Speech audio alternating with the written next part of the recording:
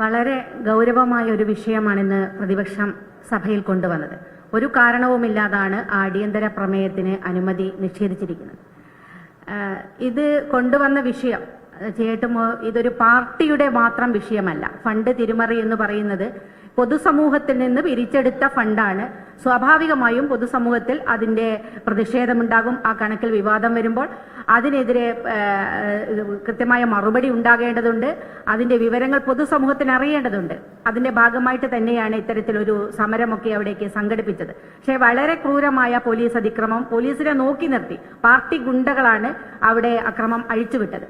പിന്നെ പാർട്ടി ഈ രക്തസാക്ഷി ഫണ്ട് ഇതൊന്നും ആദ്യത്തെ അനുഭവമല്ല.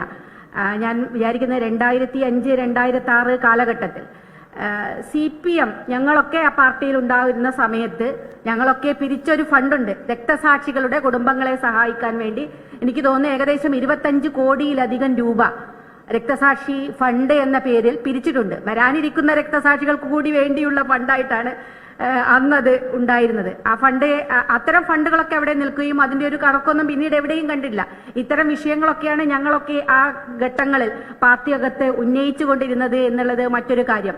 ഇപ്പൊ കുഞ്ഞികൃഷ്ണൻ എന്ന് പറയുന്ന സഖാവ് പാർട്ടിയുടെ ജില്ലാ നേതാവാണ്. ആ ജില്ലാ നേതാവ് 50 വർഷത്തിലധിക കാലമായി സജീവമായ പാർട്ടി, ഒരു പാർട്ടി കെട്ടിപ്പടുക്കുന്നതിൽ നിസ്വാർത്ഥമായ പ്രവർത്തനം നടത്തിയ ഒരു സഖാവാണ്. അതിന്റെ ഉള്ളിൽ നിരന്തരമായി നടത്തിയ പോരാട്ടങ്ങൾക്ക് ഫലം കാണാതെ വന്നപ്പോഴാണ് പൊതുസമൂഹത്തിനോട് തുറന്നു പറയാൻ തയ്യാറായത്.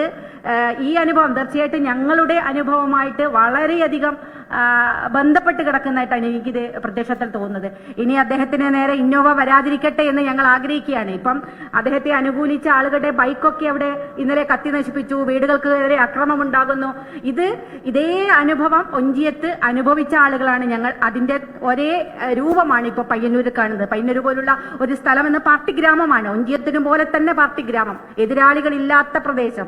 അവിടെയാണ് പൊതുപ്രതിഷേധങ്ങൾ ഉണ്ടാകുന്നു, വലിയ തോതിൽ പ്രശ്നങ്ങൾ ഉണ്ടാകും. ഇതൊക്കെ അതിന്റെ ഒരു പാർട്ടിയുടെ ആഭ്യന്തര കാര്യമായിട്ട് തള്ളിക്കളയാൻ സാധിക്കില്ല. പൊതുസമൂഹത്തിൽ ഇതിനകത്ത് ചോദ്യങ്ങൾ ഉണ്ടാകും. പൊതുസമൂഹത്തിൽ നിന്ന് കൂടി പിരിച്ചെടുക്കുന്ന ഫണ്ടാണ്. അപ്പൊ സ്വാഭാവികമായിട്ടും അതിനെ ആ രീതിയിൽ കാണാൻ കഴിയണം. ആ തരത്തിൽ ഇതിന് കൃത്യമായി കണക്ക് പൊതുസമൂഹത്തിന് അറിയേണ്ടതുണ്ട്.